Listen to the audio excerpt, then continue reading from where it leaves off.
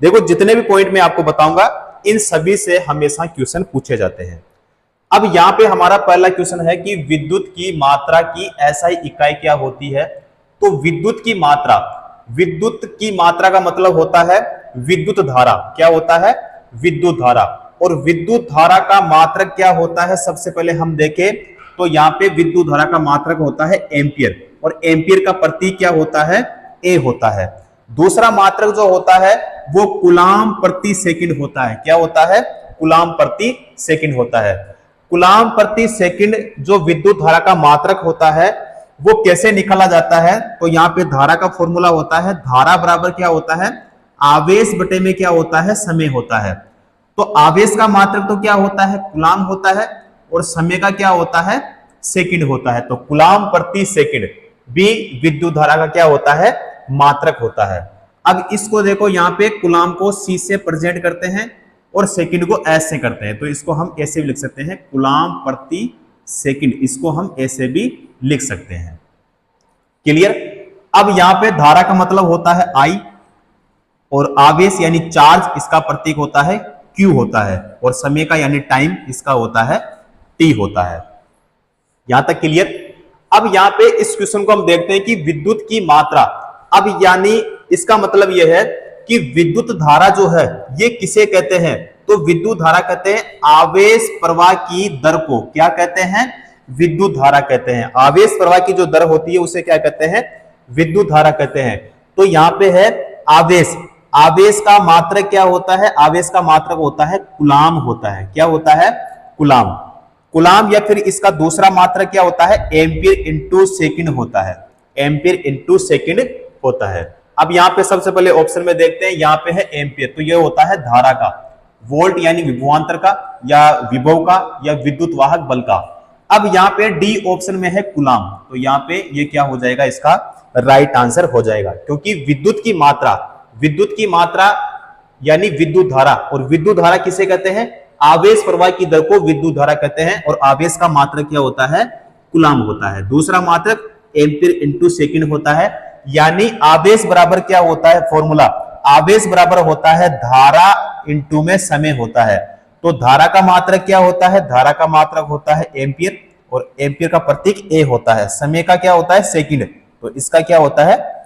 S होता है। तो एम्पियर इंटू सेकंड भी आवेश का मात्रक होता है। तो यहां पे Q बराबर I इंटू टी। क्लियर? अब यहां पे विद्युत की मात्रा को आवेश कहते हैं। विद्युत की मात्रा को क्या कहते हैं? आवेश कहते हैं। क्लियर? तो ये वही पॉइंट है जहां से हमेशा क्वेश्चन बनते हैं और हमेशा क्वेश्चन पूछे जाते हैं। क्लियर? चलो जी आगे करते हैं।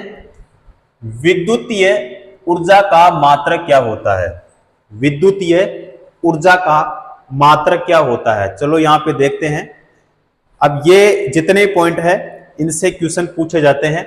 सबसे पहले यहां पे देखो विद्युत ऊर्जा यानी इलेक्ट्रिकल एनर्जी, और ऊर्जा यानी एनर्जी, इसका प्रतीक होता है ई, और ई बराबर क्या होता है? शक्ति इंटू होता है समय। अब शक्ति का मात्रक क्या होता है? वाट होता है। क्या होता है? वाट। समय का क्या होता है? सेकंड होता है। समय का होता है सेकंड। अब यहाँ पे विद्युत ऊर्जा के कई प्रकार के मात्रक होते हैं, जैसे कि जूल हो गया, अर्ग हो गया, किलोवाट घंटा हो गया, इलेक्ट्रॉन वोल्ट हो गया, कैलोरी हो गया, और ब्रिटिश थर्मल यूनिट हो गया। ये सभी क्या होते हैं? ऊर्जा के मात्रक होते हैं। ऊर्जा किसे कहते हैं? यानी किसी विद्युत परिपथ यानी सर्किट द्वारा कार्य करने की क्षमता को क्या कहते हैं? ऊर्जा कहते हैं। ठीक है, क्योंकि इस परिभाषा से भी क्वेश्चन पूछ लिया जाता है। क्लियर? तो यहां पे विद्युत ऊर्जा को यूनिट में दर्शाते हैं। विद्युत ऊर्जा जो है उसको किस में दर्शाते हैं? यूनिट में। और ऊर्जा की व्यावसायिक इकाई जो होती है वो क्या होती है? Kilowatt hour. क्या होती है? किलोवाट हावर होती है। इसे कहते हैं हम किलो वाट घंटा। क्या कहते हैं? किलोवाट घंटा कहते हैं। और किलोवाट घंटा यानी किलोवाट हावर बराबर क्या होता है? फॉर्मूला तो वाट इंटू क्या होता है? घंटा होता है, और बटे में कितना होता है भाई? 1000। और 1 किलोवाट बराबर, क्योंकि क्वेश्चन पूछा जाता है कि 1 किलोवाट बराबर क्या होता है, तो आपको बताना है 1 यूनिट, और 1 यूनिट या फिर 1 किलोवाट हावर बराबर क्या होता है, तो 1 BOT यानी बोर्ड ऑफ ट्रेड यूनिट। क्या होता है, बोर्ड ऑफ ट्रेड यूनिट। उसके बाद में फिर अगर क्वेश्चन पूछे कि 1 किलोवाट हावर या 1 यूनिट में जूल कितने होते हैं, तो 3.6 इंटू 10 की घात कितने जूल, 6 जूल। 3.6 गुणा 10 की घात कितने जूल, 6 जूल। क्लियर। और 1 जूल में कितने अर्ग होते हैं, 1 जूल में कितने अर्ग होते हैं, तो 10 की घात 7 अर्ग होते हैं। 1 इलेक्ट्रॉन वोल्ट में जूल कितने होते हैं, तो 1.6 गुणा 10 की घात माइनस का 19 जूल होता है। 1.6 गुणा 10 की घात माइनस का 19 जूल होता है। क्लियर। उसके बाद में 1 किलो कैलोरी, 1 किलो कैलोरी में जूल कितने होते हैं, तो 4186। ठीक है, 4186 जूल होते हैं। 1 कैलोरी में जूल कितने होते हैं, यहां पे देखो इस वाले में है कि 1 किलो कैलोरी, यहां पे है 1 कैलोरी में, तो 4.186 जूल होते हैं 1 कैलोरी के लिए पूछा जाए तो। एक ब्रिटिश थर्मल यूनिट में कैलोरी कितने होते हैं, 252 कैलोरी होते हैं। भाई कितने कैलोरी होते हैं, 252 कैलोरी होते हैं। क्लियर। अब यहां पे देखना है कि हमारा यहां पे कौन सा ऑप्शन होगा। ठीक है, तो विद्युतीय ऊर्जा का जो मात्रक यहां पे होगा वो क्या हो जाएगा, किलोवाट हावर हो जाएगा। किलोवाट क्या हो जाएगा, हावर, यानी इसमें हमारा बी ऑप्शन राइट आंसर हो जाएगा। क्लियर साथियों। नेक्स्ट करते हैं। 1 जूल प्रति सेकंड होता है, 1 जूल प्रति सेकंड होता है 1 वोल्ट या 1 एम्पियर, 1 वाट या फिर 1 ओम। 1 वाट सही होगा भी, इसमें क्या होगा, 1 वाट, यानी सी ऑप्शन हमारा सही हो जाएगा। सबसे पहले देखें यहां पे हम कि कार्य करने की दर को क्या कहते हैं, भाई शक्ति कहते हैं। कार्य करने की दर को क्या कहते हैं, शक्ति कहते हैं। शक्ति का मतलब क्या होता है, पावर होता है। अब यहां पे शक्ति बराबर फॉर्मूला क्या होता है, यहां पे अगर हम देखें तो शक्ति बराबर होता है कार्य बटा होता है समय। अब शक्ति का मात्रक एक तो होता है वाट, ठीक है, इसका प्रतीक, तो इसका प्रतीक होता है W। कार्य का मात्रक जो होता है वो होता है जूल, और समय का होता है सेकंड, तो यहां पे जूल प्रति सेकंड, जूल प्रति सेकंड, ये किसका मात्रक होता है, शक्ति का। अब क्वेश्चन में यहां पूछा है 1 जूल प्रति सेकंड होता है, तो यहां पे शक्ति का मात्रक क्या होता है बताओ, तो वाट होता है, वाट यानी W हो जाएगा। उसके बाद में कार्य का मात्रक होता है जूल, उसके बाद में सेकंड क्या होता है, समय का क्या होता है, सेकंड होता है, तो जूल प्रति सेकंड। तो यहाँ पे 1 वाट बराबर 1 जूल प्रति सेकंड, तो यहाँ पे हमारा कौन सा हो जाएगा, सी ऑप्शन। उसके बाद में ये वाले जो पॉइंट है इनसे भी क्वेश्चन पूछे जाते हैं कि 1 किलोवाट में वाट कितने होते हैं। 1 किलोवाट में वाट कितने होते हैं, तो 1000 होते हैं। 1 एचपी में कितने वाट होते हैं, 746 होते हैं। प्रणाली कौन सी, ब्रिटिश प्रणाली, क्योंकि 2 प्रणाली होती है, एक मीट्रिक प्रणाली होती है और एक ब्रिटिश प्रणाली होती है। तो ब्रिटिश प्रणाली में 1 एचपी के लिए पूछे तो 746 वाट होते हैं। 1 किलोवाट में कितने एचपी होते हैं ब्रिटिश प्रणाली में, तो 1.34 एचपी होते हैं। क्लियर। अब ये तो किसकी बात हो गई, ब्रिटिश प्रणाली की। मीट्रिक प्रणाली में बात करेंगे कि 1 एचपी में कितने वाट होते हैं, 735.5 वाट होते हैं। 735.5 वाट होते हैं। और 1 किलोवाट में कितने एचपी होती है, 1.36 एचपी होते हैं मीट्रिक प्रणाली में। ठीक है, तो इन पॉइंटों से भी क्वेश्चन पूछे जाते हैं। क्लियर। चलो जी अगला क्वेश्चन करेंगे। विभवांतर की इकाई है, विभवांतर की इकाई क्या होती है, एम्पियर। तो एम्पियर देखो यहां पे जो है ये होता है धारा का। वोल्ट किसका होता है, तो वोल्ट होता है, देखो एक हमारे पास में है विभवांतर, विभव, और विद्युत वाहक बल जिसे हम कहते हैं ईएमएफ, ठीक है, इसे क्या कहते हैं, ईएमएफ कहते हैं, यानी इलेक्ट्रोमोटिव फोर्स। तो यहाँ पे चाहे विभवांतर के लिए पूछे, चाहे विभव के लिए पूछे, या फिर विद्युत वाहक बल के लिए पूछे, तीनों की जो इकाई होती है वो क्या होती है, वोल्ट होती है। तो वोल्ट इसका हमारा राइट आंसर हो जाएगा। यहां पे है ओम, तो ओम किसका होता है, प्रतिरोध का होता है भाई, किसका होता है, प्रतिरोध का होता है। कूलाम किसका होता है, आवेश का होता है। और एम्पीयर किसका होता है, तो धारा का होता है।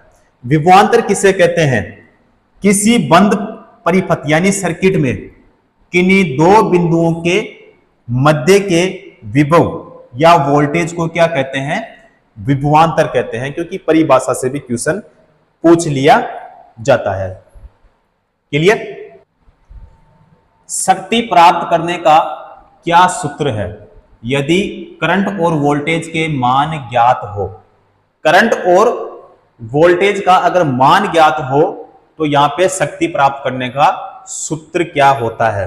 देखो यहां पे कि शक्ति बराबर जो फॉर्मूला होता है वो P बराबर क्या होता है, V यानी विभवांतर, इनटू में क्या होता है, धारा यानी करंट होता है। तो P बराबर V इंटू आई, ठीक है। तो P बराबर V इंटू आई, तो V इंटू आई यानी हमारा इसमें कौन सा हो जाएगा, ए ऑप्शन। क्लियर। चलो जी नेक्स्ट करेंगे। एम्पीयर सेकंड इनमें से किसका मात्रक है, एम्पीयर सेकंड इनमें से किसका मात्रक है। अब देखो यहां पे है एम्पीयर, एम्पीयर किसका मात्रक होता है, धारा का। सेकंड किसका होता है, समय का होता है। अब यहां पे एम्पीयर सेकंड ये किसका होता है बताओ, शक्ति का होगा, ऊर्जा का होगा, चालकता का होगा या आवेश का होगा। तो यहां पे आवेश का सही हो जाएगा डी ऑप्शन। अब आवेश का फॉर्मूला क्या होता है, आवेश बराबर होता है धारा इंटू समय होता है। तो समय का क्या होता है, सेकंड, और धारा का क्या होता है, एम्पीयर होता है। तो एम्पीयर इंटू सेकंड, क्वेश्चन में है एम्पीयर इंटू सेकंड, इनमें से किसका मात्रक होगा, तो ये हो जाएगा भाई आवेश का हो जाएगा, ठीक है। अब एम्पीयर इंटू सेकंड ये आवेश का होता है, दूसरा मात्रक इसका क्या होता है, कूलाम होता है। आवेश जो होते हैं कितने प्रकार के होते हैं, दो प्रकार के होते हैं, पॉजिटिव होता है, दूसरा नेगेटिव होता है, यानी धनावेश और ऋणावेश होता है। यह भी क्वेश्चन पूछा जाता है।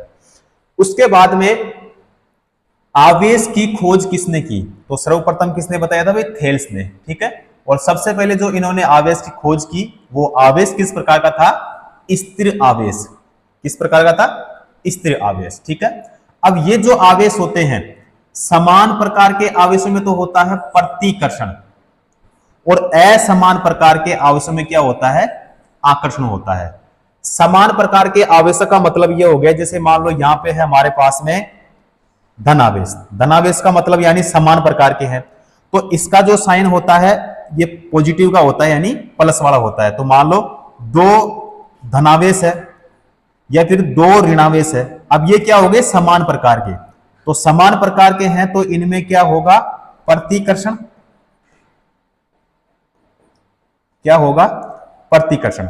दूसरा पॉइंट यहां पे है असमान प्रकार के आवेश, तो इसका मतलब यह है कि एक हमारे पास में धनावेश, दूसरा ऋणावेश, या फिर पहला ऋणावेश, दूसरा क्या, धनात्मक। तो इनमें क्या होगा, इनमें होगा आकर्षण, क्या होगा, आकर्षण होगा। क्लियर। तो यहां से भी क्वेश्चन पूछा जाता है। चलो जी नेक्स्ट करते हैं। जब धारा एक चालक से प्रवाहित होती है तो वह तप्त यानी गर्म हो जाती है, इस प्रभाव को निम्न कहेंगे। इस प्रभाव को क्या कहते हैं, चुंबकीय प्रभाव या फिर रासायनिक प्रभाव नहीं होगा, तापीय प्रभाव जो कि सही होगा, विद्युत स्थितिक प्रभाव ये भी नहीं होगा। क्या होगा भाई, तापीय प्रभाव। क्लियर। चलो नेक्स्ट क्वेश्चन करेंगे। एक 50